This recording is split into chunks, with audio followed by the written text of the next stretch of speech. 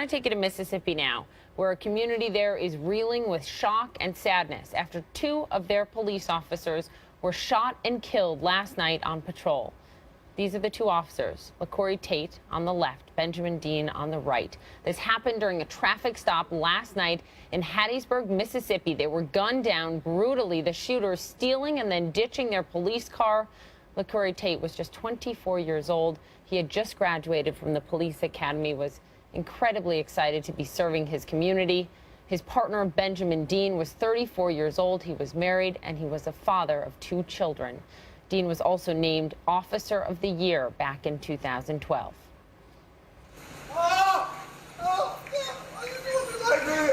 Curtis, did you do it? No, sir, I didn't do it. No, sir, I didn't do it. That is one of the suspects, 2 suspects. There are brothers, Curtis and Marvin Banks. They are in custody. They are charged with capital murder. 2 other people were also arrested in connection with this crime. This is the first time in 30 years that any officer has been killed in the line of duty in Hattiesburg. On the phone with me right now, Officer LaCorey Tate's father, Ronald Tate. Thank you for being with me, sir. Yes, ma'am. Thank you. I am deeply sorry for your loss. What can you tell us about your son? Well, first thing I'd like to say about my son was I just expect that, I would hope that the world would just understand that this was not a police officer first for me. This was my son. This was my baby. You know, Officer Tate and Police Officer Tate and Patrolman Tate, that all came secondary. This was my baby. I know. This is my baby. And that's all I see, my baby. This is my baby who went a fly, man. He was just wonderful, and he was doing what he wanted to do, and he was happy. I talked to him every week. He texts me every day, "What's up, Dad?" to let me know he was doing all right. But I just want people to understand that take the blue suit off of my baby, because this was my baby, who I was willing to allow to go into this type of work, dangerous, a guy who understood and loved everybody, peaceful, passive, understanding, wouldn't hurt anybody. What is it about him? What is it about him, Ronald, that wanted to serve so much? I mean, he was so young. He had just graduated from the police academy 11 months ago. What is it about him that wanted to give back to his community? Well, ever since he was small, he loved police cars and the lights and the flashing lights. And you know, in the 90s, they stopped with the push cars and the cars that would go by themselves, and they put motors in them. And so I got him those type cars that he could ride, and he was fascinated. But now he went to Southwest Mississippi Community College, and he graduated after 2 years with a certificate in automotive. So he was manager at O'Reilly's Auto Parts as a young man, 19 or 20, and he went to AutoZone as a manager. So, and then he says, "Dad, you know what?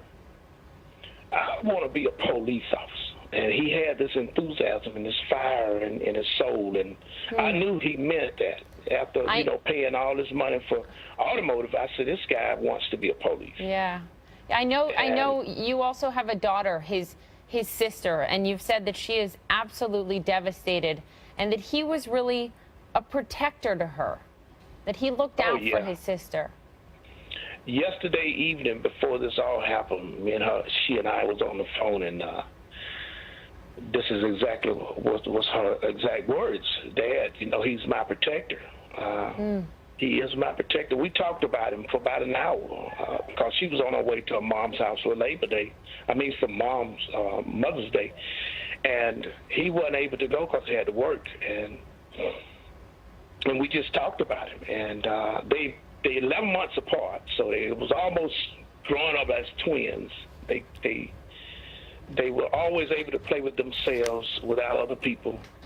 They were so close that they just grew up like that, and they was always like that. And so this devastated her. And I talked to her today, and I thought she was a little better because she was there. She got to the hospital and found out, and he was still in the room, and she touched his face, and she said, you know, Dad, I touched his face, and it was cold. She said, but I'm like you. I'm still waiting on a phone call and saying this is just all a mistake. Yeah. That our wonderful family member hadn't been sacrificed like this. But Sir, what do you want people to remember about your son and to do in his memory, to do in his honor? well, you know, this whole thing about, you know, there's this notion that all police are out to get people or they are bad. My son didn't see color. Definitely, he had so many friends from the time he was in kindergarten. I was military for over 10 years of his life. He grew up in Germany for 5 years. And we just didn't have color barriers. We didn't have all this animosity between races. And my son didn't see that. He didn't have time for that. He was just mellow and laid back and didn't want to get into that. And so he was a guy who was willing to put the risk out there, put his life out there to risk, and he really knew the risk. But he thought, I think my son just thought, you know, people are generally good.